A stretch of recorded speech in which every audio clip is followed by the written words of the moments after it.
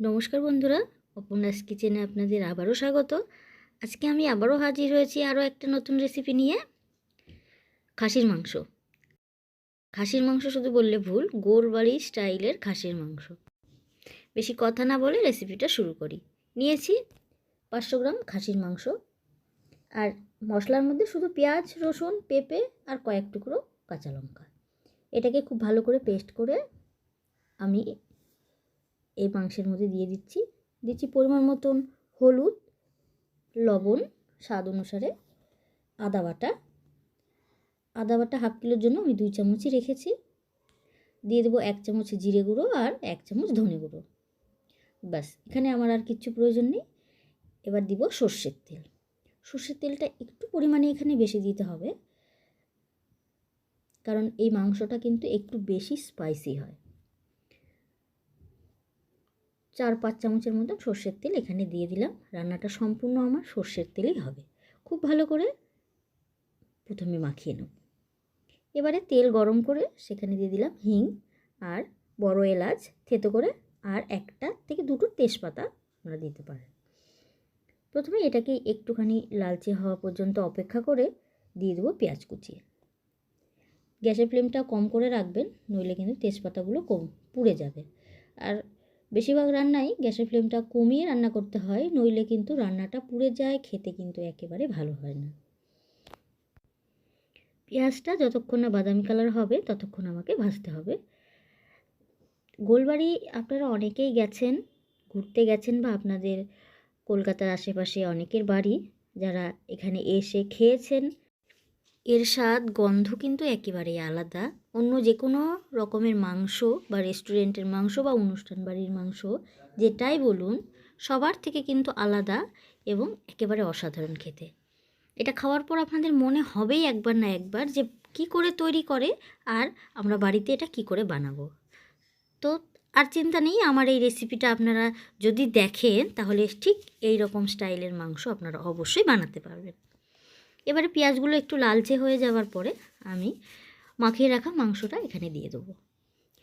আজকে আমি ভিডিওটা একা করছি, যার জন্য আমার একটু সমস্যা হচ্ছে ক্যামেরাটা ধরে নাড়াতে। আপনারা একটু প্লিজ বুঝে নেবেন। খুব একটা অসুবিধা হয়তো হবে না, কিন্তু আমার একটু অসুবিধা হয়ে যাচ্ছে। বেশ কিছুক্ষণ ধরে কিন্তু মাংসটাকে আপনার কষাতে হবে। এবারে এখন দিয়ে দেবো টক দই। বেশি টক দই দেওয়ার দরকার নেই, তাহলে একটু টক হয়ে যায়, যার কারণে 1 চামচের মতো টক দই ব্যবহার করলেই যথেষ্ট। লবণ অলরেডি আমি দিয়ে দিয়েছি, এক্সট্রা করে লবণ দেওয়ার কোনো দরকার নেই। হাফ যখন কষানো হয়ে যাবে মাংসটা, টক দইটা কিন্তু তখন ব্যবহার করবেন, তার আগে না। এই মাংসে কিন্তু এক্সট্রা করে কোনো জল ব্যবহার করবেন না। কষাতেই যে জলটা আপনার বেরোবে সেই জলেই কিন্তু মাংসটাকে আপনার সেদ্ধ করতে হবে, বা সেদ্ধ হয়েও যায়, যেহেতু এখানে পেঁপে ব্যবহার করা হয়েছে। আপনাদের আগেই দেখিয়েছি, 1 টুকরো পেঁপে এখানে দিয়েছি পেস্ট করে।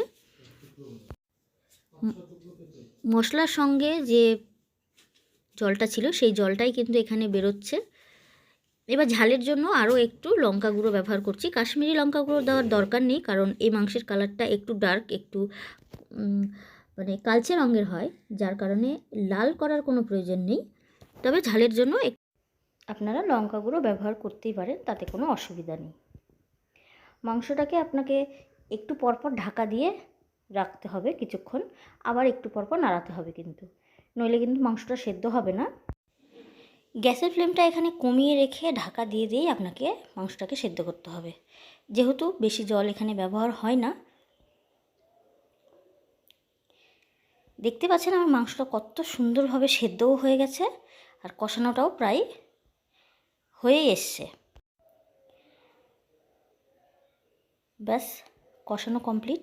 এবারে এখানে দিয়ে দেবো প্রায় 200 ml মতো চায়ের লিকার। এই চায়ের লিকারটা দেওয়ার কারণে কিন্তু আপনার কালারটা অটোমেটিক চেঞ্জ হয়ে যাবে। তবে চায়ের লিকার দেওয়ার কারণে অনেকের মনে হতে পারে যে এখানে চায়ের গন্ধ করবে, সেদিকে কোনো টেনশন করবেন না। চায়ের লিকারের এখানে কোনো গন্ধ চায়ের আসবে না। মাংসটা রান্নার প্রসেসটা একেবারে ইজি।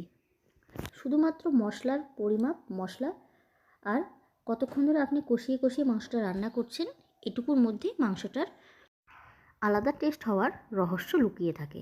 আর তার সঙ্গে আপনি কি মশলা ব্যবহার করছেন আর কতক্ষণ সময় ধরে মাংসটাকে কষিয়ে রান্না করছেন। তাছাড়া একেবারে ইজি। চায়ের লিকার দেওয়ার কিছুক্ষণ পরেই কিন্তু আপনার কালারটা চেঞ্জ হয়ে যাবে। তারপরে কিন্তু আপনি এটাকে নামিয়ে নেবেন গরম মশলা দিয়ে। আমার রেসিপিটা আপনাদের কেমন লাগলো? গোলবাড়ি স্টাইলের খাসির মাংস। আশা করছি ভালো লেগেছে। যদি ভালো লেগে থাকে সবার সাথে শেয়ার করবেন। ফেসবুক থেকে দেখে থাকলে আমার চ্যানেলটাকে ফলো করবেন। আর ইউটিউবে যদি আমার নতুন বন্ধু হয়ে থাকেন তাহলে সাবস্ক্রাইব করে রাখবেন চ্যানেলটাকে, আরও নতুন নতুন রেসিপি পাওয়ার জন্য। এই রেসিপিটা ভালো লেগে থাকলে অনেক অনেক কমেন্ট করুন। আপনাদের কমেন্ট আমাকে আরও উৎসাহিত করবে নতুন নতুন রেসিপি দেওয়ার জন্য। আপনারা ভালো থাকবেন, সুস্থ থাকবেন। আবারও দেখা হবে আরেকদিন অন্য কোনো রেসিপি নিয়ে। ধন্যবাদ।